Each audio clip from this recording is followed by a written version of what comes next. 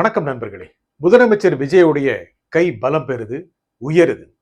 இதுல அதிமுக காலி ஆகுது, திமுகவுடைய திட்டங்கள்லாம் புஸ்வானமாகுது, இன்னொரு புதிய அதிமுக உருவாகுங்கிற மாதிரி தெரியுது. இது ஒரு முக்கியமான விஷயங்க. இதை பத்தி இன்னைக்கு நம்ம பேச போறோம். திரு விஜயோட கை எப்படி உயருது? முக்கியமா அதிமுக இருந்து ஒவ்வொருத்தரா வந்துட்டு இருக்காங்க. முதல்ல விஜயபாஸ்கர் வந்தாரு, அதுக்கப்புறம் விஜயபாஸ்கர் வெளியே வந்துட்டாரு. இவங்க அதிமுக வெளியே வந்தா அவருக்கு என்னங்க பலன் அப்படின்னு நீங்க கேக்குறீங்க. முதல்ல ஒரு 4 பேர் வெளியே வந்தாங்க, உடனுக்குடனே கட்சியில சேர்த்துட்டாங்க தாவேக்கால. ஓ, கட்சி மாறுவதற்கு இவர்கள் ஊக்கம் தருகிறார்கள் அப்படிலாம் விமர்சனம் வந்துச்சு. அப்புறம் அப்படியே ஸ்டாப் பண்ணிட்டாங்க. அவங்க விரும்புறாங்க, வர்றாங்க. இதுக்கு தாவேக்கா என்ன செய்யும்? தாவேக்கா ஆளும் கட்சியாக இருக்கு. திரு விஜய் மிகவும் பிரபலமான செல்வாக்கு மிக்க தலைவராக தமிழகத்தில் உயர்ந்து விட்டார். இதனால தோற்று போன கட்சிகளில் இருந்து ஆட்கள் வருவது இயல்புதானே.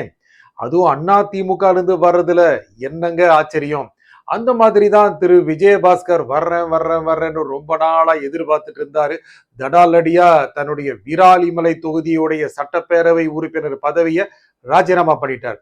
தாவேக்கால எப்போ இணைவாரோ நினைச்சிட்டு இருந்த சமயத்துலதான் என்ன பண்ணாரு? விஜயபாஸ்கர் கரூர் எம்எல்ஏ நேரா வந்துட்டாருங்க, வெளியே வந்துட்டாருங்க. அப்புறம் என்ன ஆகும் அப்படிங்கிற ஒரு பெரிய பிரச்சனை இருக்க. அப்படியே கட் பண்ணிட்டு போறோம். திமுகல தினமும் புலம்பல் தான். புலம்பல விடவே மாட்டேங்கிறாங்க. என்னமோ திரு விஜய் படையப்பா மாதிரியும் திமுக ஏதோ நீலாம்பரி மாதிரி நினைச்சிட்டு இருக்காங்க. அதே பழைய ரீல்ஸ டேப்ப போட்டு ஓட்டிட்டே இருக்காங்க. என்னமோ விஜய் இப்படி எங்கே தேடுறோம் அப்பாவை காணோம் அப்படின்னு சொல்லிட்டாரு. அது எங்களுக்கு ஏற்புடையது இல்லைங்க. அந்த மாதிரி ரொம்ப கொஞ்சம் ஹார்ஷா சொல்லிட்டாருங்கிற மாதிரி நினைக்கிறோம். அதை அப்படியே விட்டு தொலைக்க வேண்டியதானே. மீட்டிங்கா போய் அதையே சொல்றாங்க. திரு ஸ்டாலின் சொல்றாரு, நான் இப்போது திட்டங்களில் வாழ்கிறேன், அங்க இருக்கும் திட்டங்கள் எல்லாம் நான் தான், என்னுடைய ஆட்சி தான் நடக்கிறது அப்படின்னு சொல்றாரு. அப்படியே தொண்டரெல்லாம் கை தட்டுறாங்க. சரி, ஒரு தடவை சொன்னாரு, முடிஞ்சு போச்சு. ஆனா உதயநிதி ஸ்டாலின் என்ன பண்றாரு? போற கூட்டங்களை அதே ரிப்பீட் பண்றாரு. அப்புறம் திரு ஸ்டாலின் என்ன பண்றாருன்னா, 3 மாசத்துல தேர்தல் வரும், 6 மாசத்துல தேர்தல் வரும், நம்ம என்னைக்கு தயாரா இருக்கணும். தொண்டர்களை உற்சாகப்படுத்துவதற்கு ஒரு தலைவர் சொல்வது இயல்புதாங்க.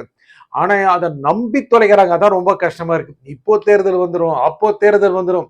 எப்படிங்க தேர்தல் வரும்? கொஞ்சம் யோசிக்க வேண்டாமா? எப்படிங்க தேர்தல் வரும்? அவர் பெரும்பான்மை இருக்கிறாரு. அது மட்டும் இல்லாம நிறைய கூட்டணி கட்சிகள் ஆதரவு கொடுத்துட்டு இருக்காங்க திரு விஜய்க்கு. அதுவும் ராஜினாமா பண்றவங்க லிஸ்டே ரொம்ப அதிகமாயிட்டு இருக்கு. அப்போ பெரும்பான்மை பாதிக்கு பாதி எப்படின்னா பெரும்பான்மை தானே. அந்த இடங்கள்ல தேர்தல் வந்தால் என்ன ஆகுங்க? கிட்டத்தட்ட இப்போது பார்த்தோம்னா 7 இடங்கள் வருகிற மாதிரி தெரியுதுங்க. அப்புறம் இன்னும் நிறைய பேர் அதிமுக வருவாங்கங்கிற மாதிரி தெரியுது. அங்கெல்லாம் தேர்தல் நடந்தால் யார் வெல்வார்கள்? ஆளும் கட்சியான தாவேக்கா வெல்வதற்கான வாய்ப்புகள் பிரகாசமாக இருக்கின்றன. இந்த சமயத்தில் போய் இப்போ தேர்தல் வந்துடும், அப்போ தேர்தல் வந்துடும் சொல்லி இப்படி புலம்புறாங்களே, அதை நினைக்கும் போது கொஞ்சம் கஷ்டமா தான் இருக்கு. திமுக ஒரு பலமான கட்சிங்க, மிகப்பெரிய தோல்வி அடையவில்லை. திரு ஸ்டாலின் தோல்வி அடைஞ்சிட்டாருங்கிறதுனால அது பெரிய அளவுக்கான தோல்வின்னு சொல்லலாம் கூடாது. 59 சீட் ஜெயிச்சிருக்காங்க. அது ஒரு நல்ல ஒரு எதிர்கட்சிக்கான அழகுதான். அவர்கள் பொறுமையாக காத்து நின்றால் அடுத்த ஆட்சி கூட வரலாம். ஆனால் அதற்கான வாய்ப்புகள் இப்போது கொஞ்சம் மங்கலாகத்தான் தெரிகின்றன. திரு விஜயோடைய புகழ் மேலே சென்று கொண்டிருக்கிறது. ஒரு தூய்மையான ஆட்சி கொடுக்கணும் அப்படிங்கிறது உறுதியா இருக்கிறாரு. மக்கள் கிட்டே அந்த செய்தி போய் சேர்ந்துட்டு இருக்கு. பல இடங்களில் ஊழல் அப்படியே பிளாக் பண்ணியாச்சு. அங்கெங்கே அதிகாரிகள் கொஞ்சம் நஞ்சம் அப்படியே லஞ்சம் கிஞ்சம் வாங்கிட்டு தான் இருக்காங்க.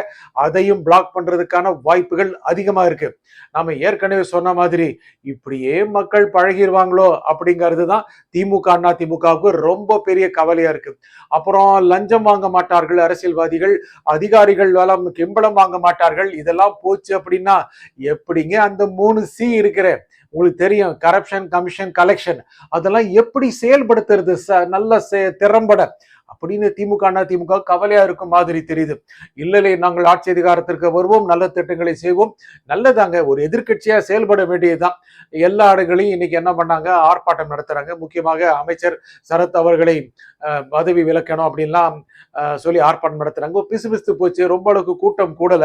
இன்னைக்கு பார்த்தா திரு விஜய் ஆட்சியர்கள் அப்புறம் காவல்துறை தலைவர்களுடைய மாநாடு நடத்திட்டாரு. அதுல சும்மா வச்சு செஞ்சிருக்கிறாருங்க. எந்த இடத்துலயும் ஊழல் கூட்டம் இருக்கக்கூடாது, சட்டம் ஒழுங்கு பாதுகாக்கப்பட வேண்டும், பெண்களின் நலன் பாதுகாக்கப்பட வேண்டும் அப்படின்னு சுத்தமா அறிவுரை சொல்லி இருக்கிறதா தகவல்கள் சொல்லுது.